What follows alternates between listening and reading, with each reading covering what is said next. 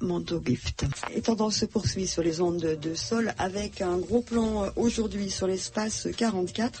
L'espace 44 qui a choisi de faire un festival Camus. Alors c'est vrai qu'on fête cette année le 100e anniversaire de Camus.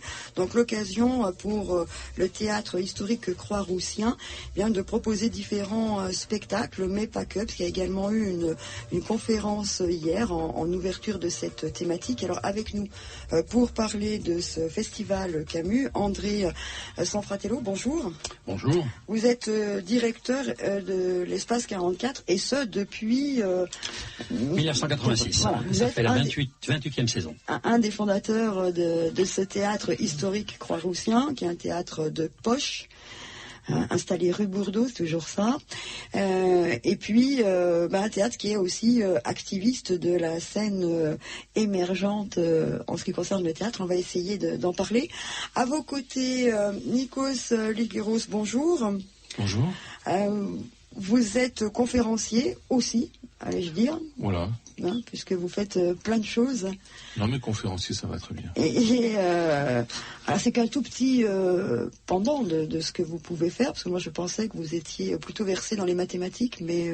Oui, aussi, ouais. voilà, c'est un autre pendant. Bon, on dit de vous que vous êtes un esprit brillant, voire brillantissime, alors c'est peut-être ce qui explique le côté touche-à-tout. Voilà, je suis un touche-à-tout, donc ne vous inquiétez pas. Bon, mais je ne suis pas très inquiète, vous allez voir. Et puis, avec nous également, Fabien Escalona, bonjour. Bonjour. Alors vous êtes, ici présent en tant que metteur en scène d'une jeune compagnie, les Aériens du Spectacle. C'est ça. Qui va présenter aussi un texte de Camus mis en scène. Je crois que votre compagnie est grenobloise. C'est ça, on est grenoblois à l'origine. On s'est fondé il y a une dizaine d'années. Ouais. Et puis il y a, on en parlait avant de venir, il y a 5 ans, 6 ans, on a monté ces Lettres à un ami allemand, donc une adaptation de ce texte de Camus qu'on rejoue à l'occasion, comme vous l'avez dit. Alors c'est une récréation en fait. Voilà, c'est ça. Et on le rejoue ailleurs qu'à Grenoble, entre autres, et donc notamment à l'espace 44 dans le cadre du festival. On va en parler largement. Peut-être, André Sanfratello, comment allez-vous ? Bien. Le théâtre se porte bien, enfin... On essaye. Voilà. Vous faites partie des scènes découvertes et vous avez pas mal défrayé la chronique depuis le mois de juin dernier.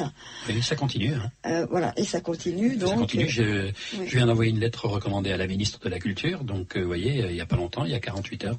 On va dire peut-être pourquoi. C'est que la DRAC, donc la Direction Régionale des Affaires Culturelles, a décidé de supprimer les subventions qui vous étaient allouées jusqu'à présent, justement au titre des scènes découvertes. Ça n'enlève pas votre label, puisqu'il n'est pas nécessaire d'avoir tous les financeurs pour être labellisé scènes découvertes, mais ça vous pose quand même un sacré problème de fonctionnement, je pense. Oui, de financement, parce qu'on a perdu 22 000 euros, c'est pas rien, et ce qui met le théâtre en grosse difficulté, puisque nous avons terminé l'année 2012 avec un déficit de 20 000 euros, ce qui correspond à la diminution, à la suppression de la DRAC. C'est pour ça que, n'ayant pas de réponse de la DRAC Rhône-Alpes, j'ai décidé de passer carrément au Cap Supérieur, de m'adresser à Madame Aurélie Filippetti. On va peut-être redire juste l'importance des théâtres de poche, qui sont donc des petits lieux de création qui accueillent tout au long de l'année de jeunes compagnies pour leur proposer aussi de venir créer, là dans votre cas sur les pentes de la Croix-Rousse, et que c'est comme ça aussi que le théâtre vit, quoi. Oui, donc le dispositif des scènes découvertes a démarré en 2001-2002. C'était à l'initiative donc de la ville de Lyon, de monsieur Patrice Béguin et de monsieur Michel Roussel, conseiller de la DRAC, voilà. Il y avait 5 théâtres en grosse difficulté. Et donc ils ont lancé l'idée tous les deux, avec un financement commun, le théâtre de la première représentation, c'est-à-dire donner à quelques compagnies, au départ c'était 4-5 compagnies par an, donner la parole à des jeunes équipes émergentes. Lyon est un carrefour de la formation, puisque nous avons entre Lyon, Grenoble et Saint-Étienne de grandes écoles, l'ENSAT, le Conservatoire, la Comédie de Saint-Étienne, etc. Donc juste pour résumer très très vite, il y a à peu près une dizaine, voire une quinzaine de comédiens qui sortent de ces grandes écoles. Et comme il y a une vingtaine d'écoles, vous voyez, ça fait facilement 200 élèves qui sortent à peu près de ces grandes écoles.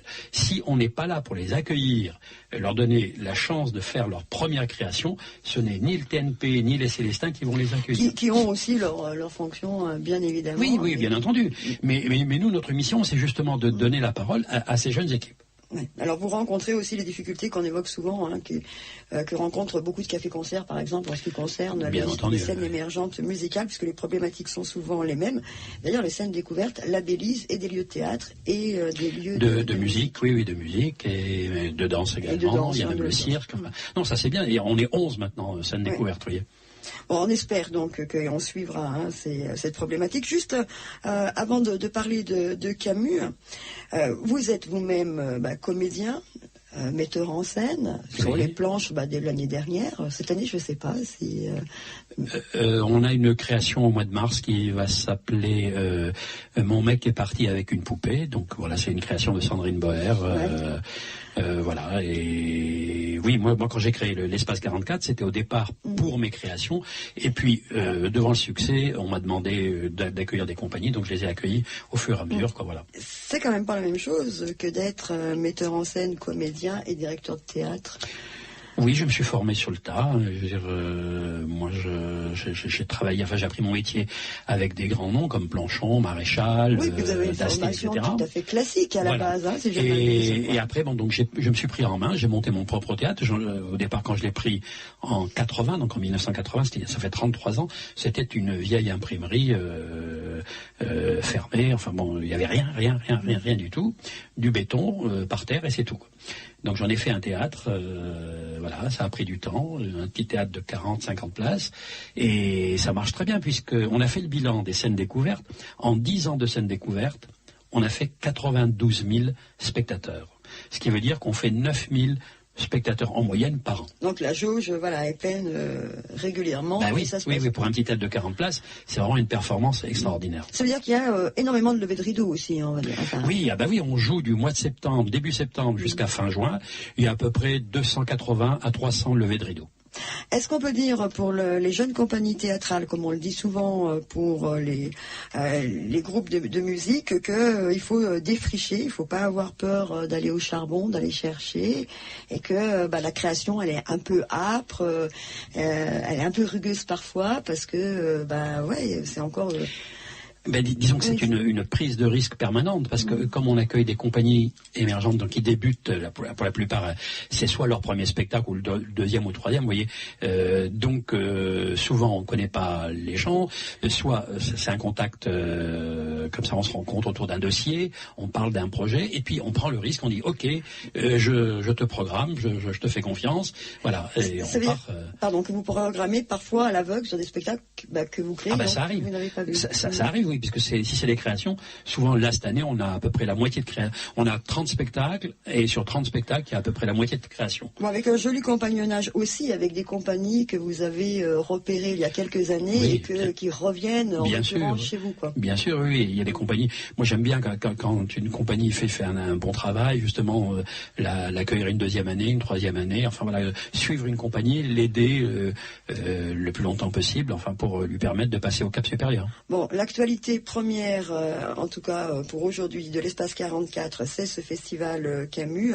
On en reparle dans un instant, juste le temps d'écouter Jim Yamuridis. Le nouvel album est prévu pour le 13 janvier prochain. Jim Yamuridis, c'est cet Australien d'origine grecque expatrié en France depuis quelques années et qui a une voix et un univers si particuliers. Jim Yamuridis à l'instant sur les ondes de Sol. On reparlera très largement de cet album qui ne sortira qu'au début de l'année prochaine.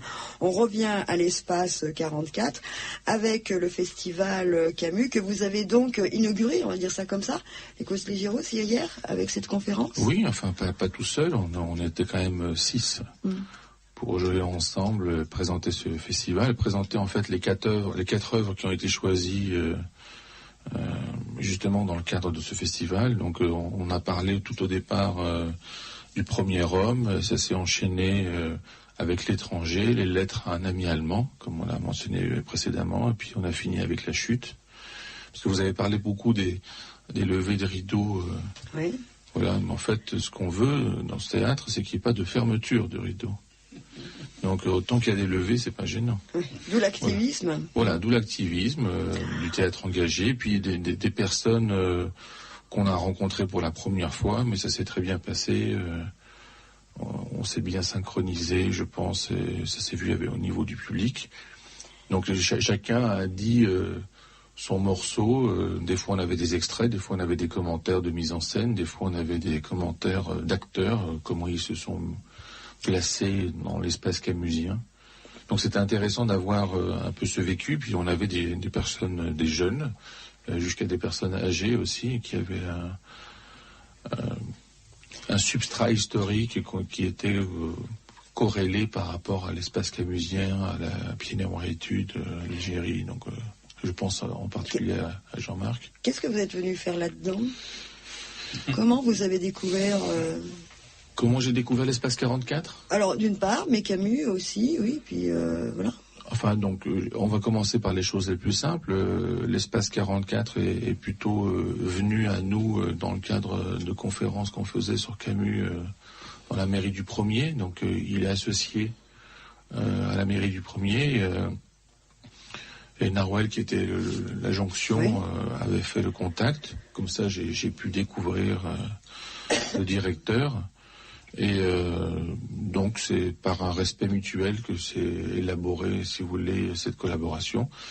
Et ensuite, au niveau de Camus, c'est un grand homme sur lequel on s'est quand même pas mal penché par différents aspects, aussi bien philosophiques, donc historiques, évidemment, dans le cadre du théâtre.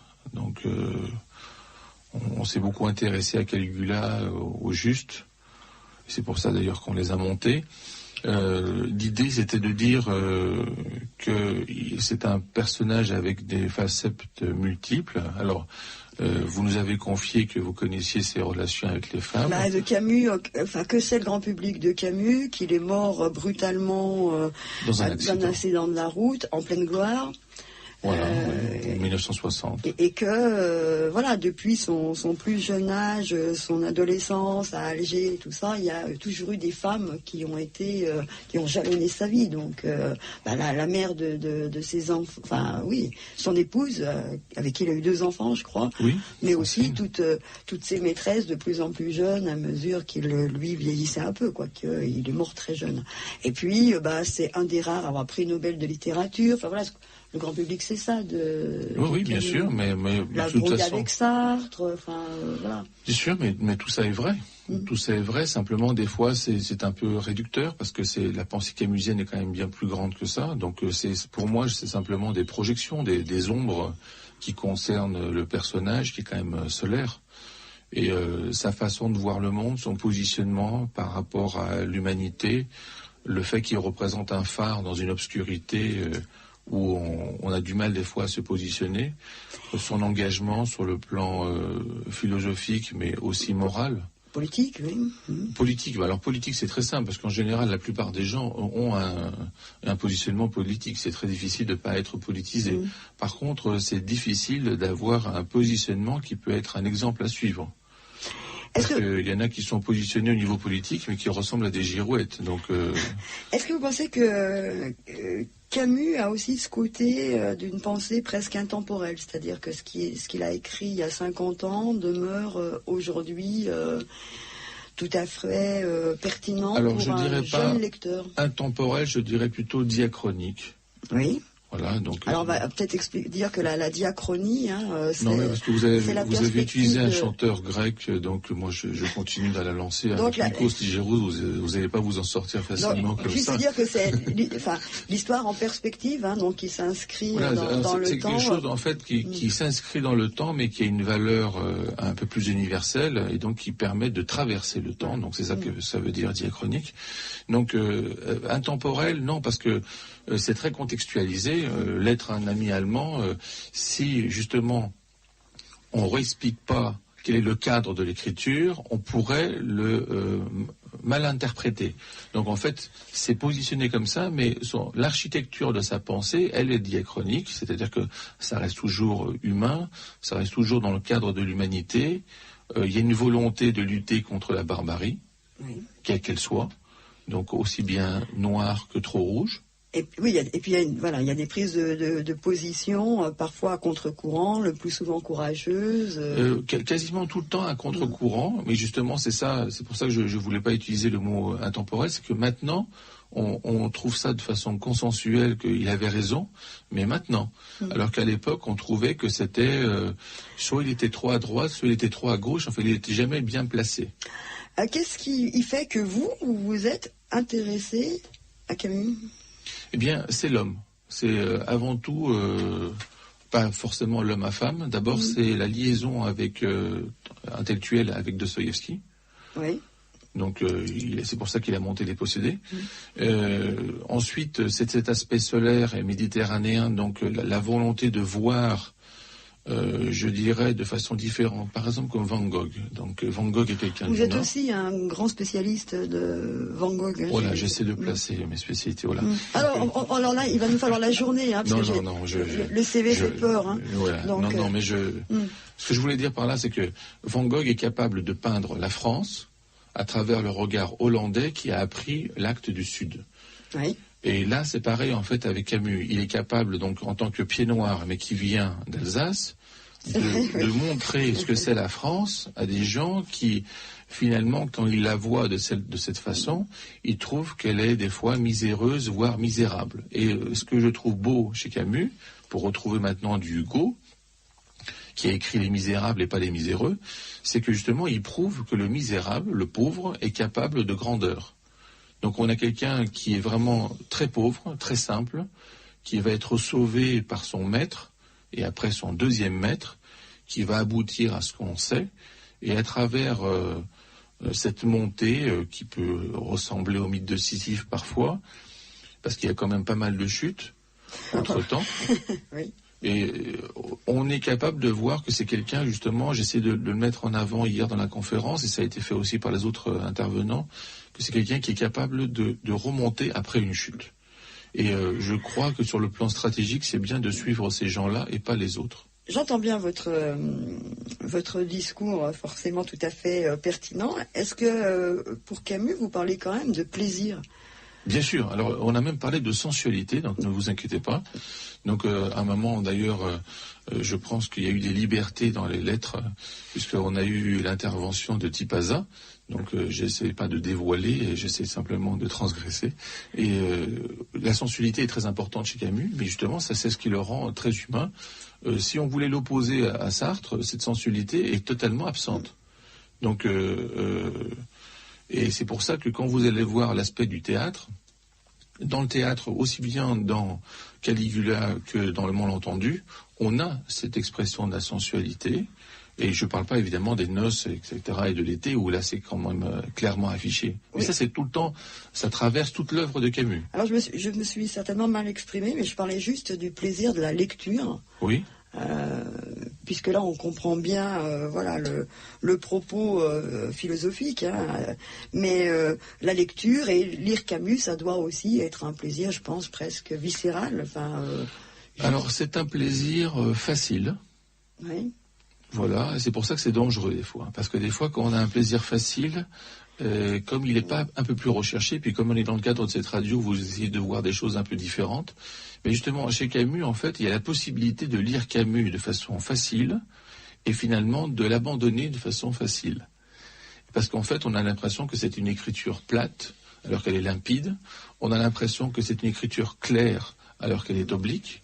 On a l'impression, en fait, qu'on a quelque chose qui est relativement simpliste alors qu'il est complexe dans sa simplicité, parce que c'est une mise en avant et une exégèse de travaux, de réflexion, parce que Camus appartient, d'ailleurs au même titre que Sartre, à ce qu'on appelle les intellectuels engagés qui s'expriment à travers le théâtre pour le vulgariser, cette pensée. C'est-à-dire qu'on a des gens qui écrivent du théâtre pour le théâtre, ça arrive, ça peut être même bien. Et puis on a des gens qui sont plutôt philosophes et qui exploitent le théâtre pour divulguer leurs pensées. Donc il y a beaucoup de gens qui ont lu L'étranger, très peu qui ont lu Le mythe de Sisyphe, encore moins qui ont lu L'homme révolté. Pourtant, c'est quand même le même auteur. Si on regarde maintenant le substrat de L'étranger, du Malentendu, du Caligula et des Justes, on se rend compte en fait que c'est simplement une exégèse de sa pensée. Donc cette exégèse peut être une source de plaisir parce que finalement on a une structure ouverte. C'est un peu comme Umberto Eco. Vous pouvez lire au premier niveau, par exemple. Je peux m'interrompre si vous voulez. Non, je vous en prie. C'est votre phrase. Vous essayez, mais moi je finis jamais. Je suis comme le gaz. J'étais en train de voir quand votre voix allait baisser pour, mais en fait votre voix ne baisse jamais. Non, mais je baisse quand je le veux. Mais voilà, je vous laisse. Mais je voulais simplement dire que pour Umberto Eco, vous savez, il y a le premier niveau. Oui. C'est le film. Ensuite, il y a le second niveau. Quand vous lisez par exemple Le nom de la rose, vous allez vous rendre compte que les personnages, quand ils se parlent, en fait, c'est Sherlock Holmes et Watson. Après, si vous montez encore d'un niveau, vous allez retrouver Zadig de Voltaire. Si vous montez encore un niveau, vous allez trouver que la scène érotique au niveau du cinéma, c'est le Cantique des Cantiques. Il n'y a pas une seule phrase de Umberto Eco. Et ensuite, quand vous montez encore un peu plus, vous allez découvrir que c'est la sémiotique, donc c'est la spécialité d'Umberto Eco, qui est en fait l'architecture de toute son œuvre. Mais vous pouvez toujours rester au niveau du cinéma, il n'y a pas de problème. Alors certainement que votre talent, c'est de trouver tous ces niveaux de lecture dans l'œuvre de Camus. On va écouter, avant de revenir sur les pièces qui seront données à voir dans le cadre du festival, Forest Pouky. Faut pas croire que c'est un univers musical trop facile. C'était Forest Pouky à l'instant sur les ondes de Sol, extrait du split qui vient de sortir avec Kepigouli. Kepigouli qui est ce monstre gentil, ce punk reconverti à la pop en solo. Je parle de monstre gentil parce qu'il a un univers assez monstrueux et ludique et aussi accessible aux enfants.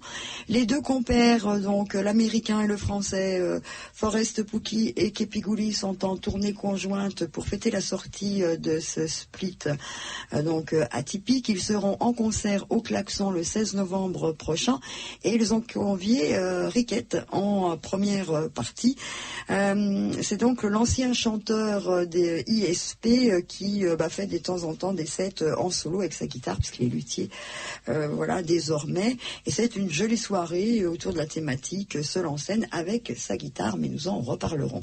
Pour l'heure d'Entendance, on s'intéresse à l'espace 44 avec ce festival consacré à Albert Camus. Alors Fabien Escalona, donc votre compagnie s'appelle Les Aériens du Spectacle, c'est ça? Vous venez plutôt de Grenoble. Est-ce que vous êtes un vrai théâtreux? J'ai ouï dire que vous étiez plutôt un jeune enseignant chercheur. Comme Nikos a plusieurs activités, moi aussi j'essaye d'être touche à tout. Et oui, effectivement, une de mes autres passions, c'est la politique, ou plus exactement l'étude de la politique. Et donc je suis jeune chercheur en sciences politiques et en même temps que mon cursus, pour le coup d'étudiant, encore il y a quelques années, il n'y a pas si longtemps, parce que je suis encore jeune, j'ai démarré aussi, j'ai fondé cette compagnie, Les Aériens du Spectacle, sur Grenoble, à partir du milieu amateur où moi j'évoluais vers la fin de l'adolescence. Et donc ça a donné Les Aériens, et ça fait 10 ans que ça dure. Alors c'est drôle, parce que j'ai été, on va te parler du spectacle, j'ai été sur votre blog en fait, qui est pour le coup plutôt sur votre versant de blogueur de Sciences Po, et au milieu il y a le théâtre quoi. Ouais. Et ça fait partie vraiment, c'est un truc... Oui, sur le blog, il y a des petits commentaires, je crois, de la peste, de discours en Suède aussi. D'accord. Dans les anciens postes, c'est vrai. Mais bon, moi, j'y vois pas de contradiction personnelle. Voilà, Camus a fait partie de mes centres d'intérêt, des gens qui m'ont marqué à la lecture et que j'ai aimé à la lecture. Et ça a fusionné avec l'amour du théâtre. Vous avez en fait répondu à la question qui allait venir. C'est justement Camus, ça a été pour vous un choc de lecture. Oui, alors choc, le mot est un peu fort peut-être. Au début, je l'ai lu à partir du théâtre, c'est-à-dire justement Caligula, Les Justes. Ouais. Et puis à l'époque, je ne me sentais pas assez de taille pour me lancer dans la mise en scène de ces pièces, parce que c'est vraiment très très impressionnant. Il y a énormément d'enjeux. Et puis à partir de là, je suis venu aux essais, aussi par goût de la politique. Le théâtre de Camus est difficile. Il est pas facile d'accès, je trouve. Et bon, je sais pas, peut-être qu'on peut en non, parler. Je pense que Nikos Ligéros ne doit pas être du tout d'accord avec ça. Non, moi je suis d'accord. Moi je suis d'accord avec tout ce que vous dites, tant que vous dites ce que je dis. Bon, voilà, donc, joli parti pris. Non, mais vous avez par exemple mis en scène Les Justes, je crois. Oui. C'est quand même une pièce, d'ailleurs, pas forcément souvent créée, Les Justes, parce que c'est pas... Mais c'est une des plus créées, je pense. Pour beaucoup, je pense que c'est une des plus accessibles. Ouais, mais... Je sais pas. Elle est plus accessible que Caligula. Oui. Mais en tout cas, dans le répertoire de la comédie, j'ai fait, voilà. Donc, dans le répertoire de la comédie française, c'est une des moins jouées quand même. Parce qu'elle est toujours cette tendance, on a du mal à comprendre comment on peut écrire une pièce de théâtre qui soit basée sur des terroristes. Et c'est pour ça que Camus a été obligé de se justifier, d'écrire une préface express. Il me semble, que en fait, chez Camus, ce qui est le plus créé, c'est son œuvre littéraire, quoi. Oui, c'est ce qu'on disait pendant la conférence, c'est que tous les spectacles qui sont présentés sont à partir de textes qui ne sont pas écrits pour le théâtre. Justement, on va revenir sur André Sanfratellos. Le rapport à l'écriture, vous affirmez et vous revendiquez d'être un théâtre de création contemporaine.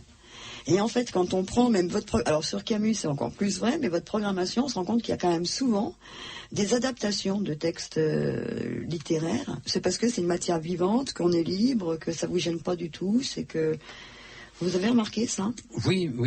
Disons que moi, quand j'ai créé l'Espace 44, moi j'étais attiré par des textes contemporains. Mes premières mises en scène, ça a été Arabal, ça a été Eduardo Manet, enfin des auteurs contemporains qui est vivant.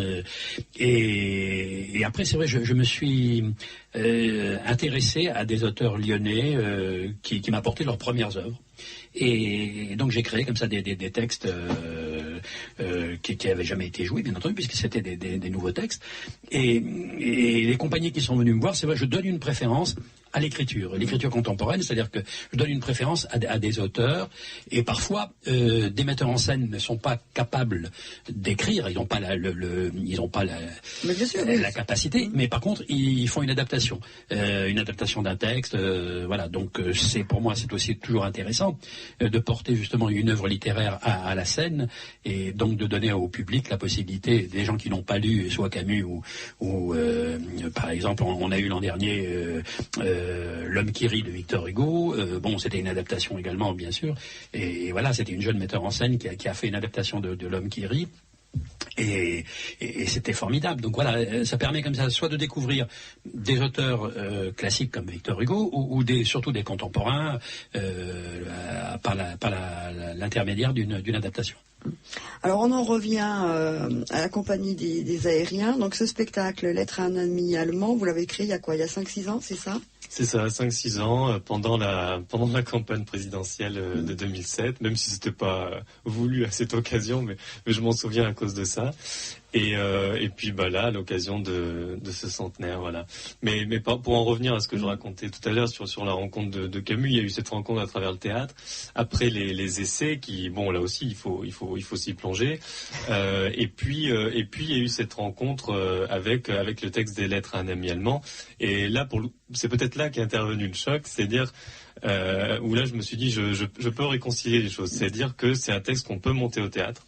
Oui. Parce que il y a une forme de construction théâtrale avec ce dialogue épistolaire avec l'ami allemand. Et en même temps, ce que j'expliquais aussi hier soir aux gens qui venaient découvrir la programmation du festival, c'est que dans ce texte-là, à travers ce texte-là, on a tous les grands thèmes de toute l'œuvre de Camus qui sont concentrés et qu'on peut faire découvrir au public qui vient écouter les lettres. Et je me suis dit voilà une forme théâtrale pendant 1 heure où voilà on a quand même une sorte de condensé de toutes les directions où peut aller Camus. Mais justement, est-ce qu'on n'a pas peur de se noyer justement parce que dans toutes ces directions, comment est-ce qu'on fait des choix pour mettre en exergue certains trucs plus que d'autres.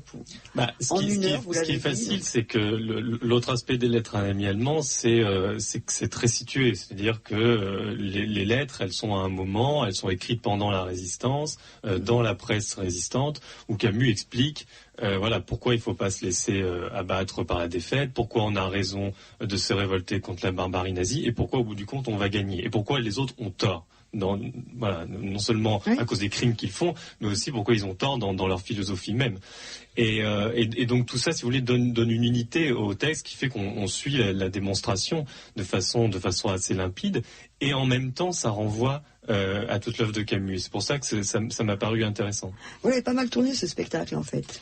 On l'a joué pas mal de fois sur la région grenobloise, à la fois dans des salles tout public et puis aussi en représentation privée chez des gens. Ça se prête. Donc vous faites aussi du théâtre.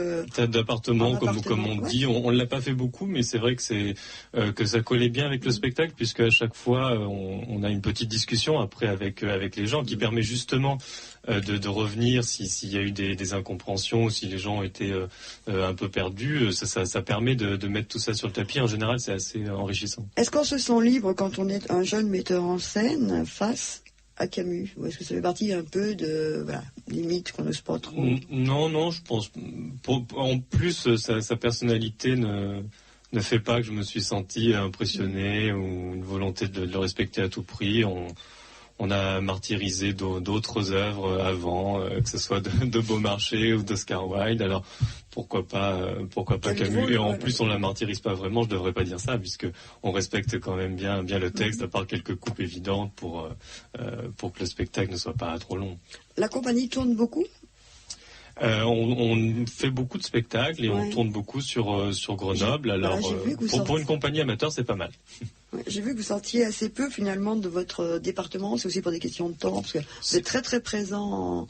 C'est ça. Voilà. En fait, comme je l'explique, même si on est tout le temps en contact de professionnels, soit au niveau de la technique, soit certains comédiens qui se sont professionnalisés, au départ, la plupart des comédiens sont amateurs, et donc ça rend beaucoup plus compliqué forcément le fait de voyager, de sortir du département. Donc c'est vrai qu'on a utilisé beaucoup des potentialités qu'il y a à Grenoble et en Isère, et là c'est l'occasion c'est votre première à Lyon. Et c'est notre première à Lyon. Voilà, il y en aura peut-être des prochaines, mais en tout cas je suis très content. Et puis surtout par rapport aux lettres à un ami allemand, il y a un côté symbolique, c'est-à-dire que voilà, Camus a vécu quelque temps à Lyon pendant la Résistance et sûrement pendant le moment où il écrivait ses lettres. Donc voilà, pour moi c'est touchant. Le spectacle sera présenté les 8, 9 et 10 novembre. Voilà, vendredi, samedi, dimanche, et donc vendredi, samedi à 19h et le dimanche à 15h. Voilà, donc avec représentation en après-midi. Ce sont souvent des spectacles courts qui sont accueillis, Andrés, normal pour un lieu. Vous voulez dire au niveau de la durée ou au niveau des représentations? Au niveau de la durée. En principe, vous donnez un petit peu le temps au temps. Oui, non, mais c'est en principe 1h15. Oui, voilà, oui. Disons que on a perdu, le public a perdu un peu l'habitude des grands classiques, Shakespeare, des spectacles de 3 heures, etc. Et puis c'est vrai que dans notre salle, c'est un petit théâtre intimiste, convivial. L'an dernier, l'Homme qui rit faisait 2h10, vous voyez, mais en général, c'est vrai que c'est des spectacles d'une heure, entre 1 heure et 1 heure et demie. Les matinales, donc le dimanche, c'est l'après-midi chez vous, comme dans beaucoup de théâtres. C'est un moment particulier? Ah oui, parce que le dimanche est un bon jour de fréquentation. On a soit des étudiants qui peuvent pas sortir le soir, ou même des personnes âgées, etc. Vraiment, c'est un des meilleurs jours de fréquentation. Je vous propose d'écouter Psychique Lyrica. Pour les gens de théâtre que vous êtes, peut-être que le nom de ce groupe de hip-hop et de slam vous dit quelque chose, puisqu'ils ont participé à une trilogie autour de Shakespeare qui a beaucoup tourné en France et en particulier en Rhône-Alpes. On écoute Psychique Lyrica sur les ondes de Sol. Psychique Lyrica sur les ondes de Sol, extrait du nouvel album qui vient de sortir. On parle du festival Albert Camus qui a lieu en ce moment à l'espace 44. On va présenter un petit peu les spectacles. Alors, on a bien sûr beaucoup parlé de Lettres à un ami allemand, donc qui va être proposé à partir du 8. Ce sont des textes très connus qui ont été choisis par les jeunes compagnies. Vous êtes surpris de ça André, non, Sofratello, parce que quand même, alors l'étranger, en plus, c'est un spectacle qui a déjà pas mal tourné, je crois, oui. Qui a beaucoup fait parler, originaire de Bourg-en-Bresse. Oui, de Bourg-en-Bresse, le théâtre de l'horizon. Voilà, tout seul en scène, le garçon, et le retour de salle, comme on dit ça, même au théâtre. Oui. L'étranger, c'est, paraît-il, le texte le plus lu de Camus, je sais pas, dans le monde, dans le monde. Le plus traduit. Voilà, le plus traduit, et puis le plus étudié aussi, peut-être, ça explique cela, non? Non. Non? C'est pas le plus étudié? Non, c'est pas le plus étudié, non, mais c'est le plus lu. Le plus lu, c'est ça. Oui. Et c'est extrêmement lu dans le cadre étranger par des traductions. Donc, c'est dans ce cadre-là. Mais donc, pour mettre quand même un bémol, les Lettres à un ami allemand, il y a beaucoup de gens qui ne connaissent même pas l'existence. Donc, d'accord. Par contre, les autres, vous avez absolument raison. Donc, l'étranger, c'est quand même vraiment très connu.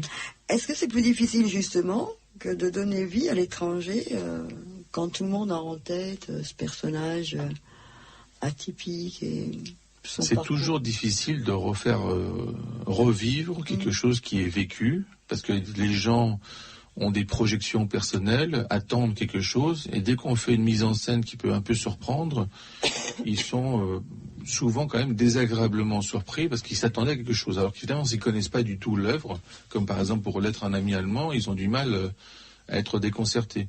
Mais je pense que la difficulté, elle a très bien été expliquée hier par l'artiste, c'est qu'il y a le problème du choix dans les chapitres. Donc le problème, quand on va de l'enterrement de la mère jusqu'à l'exécution, et ensuite le procès, c'est qu'il a extrait, parce qu'il ne peut pas jouer toute la pièce, enfin il ne peut pas jouer toute l'œuvre, ça fait quand même, il disait lui-même, plus de 3 heures, alors que là il fait 1h20, il nous a expliqué. Dans des extraits, il a refait Voilà, il a fait, et puis le montage, donc c'est pas un montage anachronique, c'est un montage qui a du sens, parce que c'est devenu théâtral, mais là j'en profite quand même de l'occasion, lâchement, pour compléter, pour dire que il faut les justifier, tous ces artistes, par rapport à Camus, parce que Camus, même si c'est du texte littéraire, il a une écriture très théâtrale. Donc, à travers son écriture littéraire... Vous voulez parler, c'est-à-dire qu'on l'entend parler, on entend le narrateur parler, on voit surtout les images. C'est très visuel. Oui. Et souvent... c'est des situations, comme pour les lettres, ou même d'autres situations où il est prétendument seul, c'est posé par rapport à un interlocuteur muet, comme pour La Chute, où le rôle du public est très bien pour ça, parce que je pense que les gens se sentent concernés par ce qui est dit, parce qu'il lui parle directement à cette personne, comme si c'était le public lui-même qui écoutait ça. Alors que des fois, dans le théâtre, le public est simplement observateur. Là, il est partie prenante, et des fois, c'est un peu difficile, parce qu'on n'a pas forcément la réplique. Pardon, vous avez senti ça sur les représentations, que le public était partie prenante? Oui, les dernières représentations qu'on a faites à la fin août, c'est la réflexion qu'on se faisait, c'est qu'on sentait les gens vraiment très très attentifs, et le procédé même de Lettres à un ami allemand fait que, comme l'a très bien expliqué Nikos, qui sont impliqués. C'est-à-dire que le Camus argumente devant eux, tente de les convaincre. Et je pense que le débriefing qu'ils font après de 10 minutes, je pense qu'il est rendu nécessaire par ça. Oui, et en plus, aussi, il y a le moment de la réplique. Voilà. Là, ils ont la parole quand même. Alors, encore un mot, comment vous travaillez avec vos comédiens? Pour Lettres à un ami allemand, spécifiquement, déjà avec le comédien principal qui, je crois qu'on l'a pas dit, mais il y a le comédien principal sur les Lettres à un ami allemand, et puis on a un comédien chanteur, c'est pas papa chanteur, c'est comédien chanteur et un musicien qui font qui font des intermèdes entre les lettres. Et donc on pourrait dire leur nom, parce qu'on a l'impression qu'on les cache. Tout à fait, voilà. C'est vrai. Donc c'est Ludovic Ludovic Jarre qui fait le comédien principal, c'est-à-dire qui dit les lettres. Et puis sur la partie musicale, on a Olivier Quin et Mathieu Billon. Et donc toute la première partie du travail, ça a été avec Ludovic de travailler sur les coupes, voilà, lecture à la table, travailler sur les coupes, travailler sur le sens de chaque paragraphe, sur ce qui nous paraissait le plus important de mettre en avant. Et puis après, ça a été un travail d'interprétation. Comment faire passer ce message-là. Mais justement, comment est-ce qu'on fait aussi pour couper le côté qui peut être linéaire sur le papier, d'avoir des intermèdes qui vont... Oui, Camus se répète beaucoup pour les besoins de la démonstration, donc on essaye de couper les moments qui se répètent, on essaye de couper les moments qui nous posent trop de questions déjà à la lecture, on se dit bon... ça passera pas parce que les gens écoutent, ils sont prisonniers de notre rythme si on leur impose un rythme. Donc on va vraiment essayer de garder une vraie limpidité. On a essayé aussi de garder des moments de récit, c'est-à-dire que dans les lettres il n'y a pas juste de l'argumentation. Il y a aussi, il raconte l'histoire d'un prêtre et d'un enfant, avec un prêtre qui se retrouve face à un dilemme moral. L'enfant s'échappe, est-ce qu'il doit prévenir les militaires nazis ou pas? Et donc il y a une forme de suspense et donc voilà, on est aussi embarqué dans cette histoire. Est-ce que vous avez été surpris ou est-ce que vous avez eu le choix quand vous avez voulu programmer des textes de Camus pour ce festival, André Sanfratello? C'était facile? Il y avait Wet Mill, pièce créée en ce moment de Jeune Compagnie, ou ça a été plus compliqué que ça? Non, j'ai reçu plusieurs propositions, et il a fallu faire un choix. Et parce que j'avais prévu le festival sur 15 jours, donc de 2 semaines, et donc... déjà là c'est pas mal, il y a pas mal de spectacles. Voilà, là il y en a déjà 4. Je voulais pas en mettre trop de choses, mais en même temps, je pense que le choix est bien parce qu'on a 2 textes très connus comme La Chute et L'étranger, et puis Lettre à un ami allemand. Et le premier roman, on n'en a pas parlé, mais c'est vrai que c'est le dernier texte de donc c'est aussi une valeur symbolique pour vous. Voilà, inachevé, non? Voilà, un texte inachevé, qui a été trouvé, je crois, dans sa voiture, je pense. Non, c'est ça. Il l'avait. Au moment de l'accident, il l'avait, le manuscrit. Donc il a été édité par sa fille. Oui. Donc bien des années après sa mort. 94. Il n'y a pas très longtemps. Oui, voilà. Voilà, c'est ça. Oui. Donc moi, j'ose plus dire pas trop longtemps, parce que 94, ça fait... Les jeunes J'étais enfant. Voilà, c'est ça. Non, mais l'essentiel, ça a été très bien dit d'ailleurs par les intervenants, c'est que c'est pas simplement que c'est inachevé, c'est que c'est inachevé de façon globale, et pas c'est simplement qu'il manque la fin. C'est-à-dire qu'en fait, dans l'écriture camusienne, on a d'abord le passage quasiment biographique, et puis ensuite on a les transformations successives qui rendent l'objet un peu plus étranger. Je crois, alors pour ceux qui n'étaient plus des enfants en 94, que sa fille en avait pas mal parlé à cette époque-là, pour dire justement la prise de danger que ça représentait que de publier ce texte qui était presque une ébauche de l'œuvre. Voilà, mais si vous voulez, en fait, il y avait des éléments biographiques quasiment dans toutes les œuvres de Camus, mais là, finalement, comme on a l'étape antérieure, ça devient quasiment autobiographique. Oui. Et c'est la première fois, je l'ai mentionné hier parce que je ne l'ai pas entendu dans les extraits, c'est la première fois qu'on voit au niveau du langage le pataouette. C'est-à-dire en fait le langage des Pieds Noirs qui va être mis en avant, donc dans l'édition évidemment ils vont le traduire, mais c'est la première fois qu'on le voit vraiment aussi clairement chez Camus, alors que d'habitude on voit bien qu'il a ce rythme-là dans son écriture ou dans son parler, mais là il va être mis en place parce qu'il va se sentir obligé vu le contexte, et ça va nous faire découvrir finalement à la fin de sa vie et même après sa mort, comment ça a démarré Camus. Donc c'est quand même vraiment intéressant, et moi pour ma part, j'incite les gens à lire d'abord Le Premier Homme avant de lire Camus. D'accord, ah oui. Voilà. Pour quelqu'un qui serait vierge de Camus, commençons par le début. Voilà, imaginons, mais bon, là évidemment, on n'est plus entre vierges apparemment. Donc, mais dans ce cadre-là, oui, ça serait mieux, parce qu'il explique dès le départ. Allez, on écoute Orly Chap. Valley of Joy, nouvel album de Orly Chap. Orly Chap qui donc se fait renvoyer de sa major company, qui a créé son propre label, où désormais elle crée donc en toute indépendance, et c'est tant mieux parce que du coup elle se permet beaucoup plus de liberté, et c'est la première fois qu'on a un album aussi dense pour label. On parle de l'Espace 44 et du festival Albert Camus. Comme à l'accoutumée chez vous, allais-je dire, le prix d'entrée entrée est tout à fait raisonnable. C'est important, ça aussi. Il y a un système d'abonnement qui fait tomber très vite. Oui, c'est pas un abonnement, c'est une adhésion. Oui, donc pardon, avec la carte d'adhésion qui coûte 15 €, on paye toutes les places de théâtre 9 €. Voilà, donc c'est moins cher que le ciné. Donc, oui. Comme quoi. Ah, c'est important, oui, c'est important de rendre le théâtre accessible. Voilà. Donc voilà, on peut y aller facilement. C'est sur les pentes de la Croix-Rousse. Le site présente bien tous les spectacles à l'affiche. Le site c'est facile aussi, c'est espace44.com si je ne m'abuse. Il va falloir que je vous libère. Alors très vite, qu'est-ce que je peux vous souhaiter? Qu'est-ce qui va qu'est-ce qui va exciter votre curiosité, Nikos Ligiros, dans les semaines qui viennent? La continuation.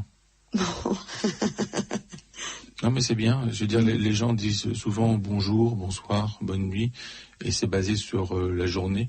Je pense que ce qui est important, c'est la continuité. Bon, ce sera une jolie conclusion. Pour vous, Fabien? Eh ben, beaucoup d'excitation alors de découvrir tous les spectacles du festival et puis nous-mêmes de rencontrer le public. Je ne vous ai pas demandé si vous étiez un grand consommateur de théâtre à titre personnel. Pas autant que je le voudrais, mais oui, on va quand même voir les autres, c'est important, ça nous nourrit. André Sanfantello, je vous dis pas bonne chance parce que voilà, l'envie, vous l'avez toujours. Bien sûr. Et vous lâcherez pas, donc. Non, il n'est pas question de lâcher. Non, mais il faut lui dire l'autre mot, mais pas sur antenne. Voilà, même sur une antenne rock'n'roll, on va éviter. Merci à tous les trois d'être venus jusqu'à nous. L'Espace 44 propose son festival Albert Camus, tous les spectacles à découvrir sur espace44.com.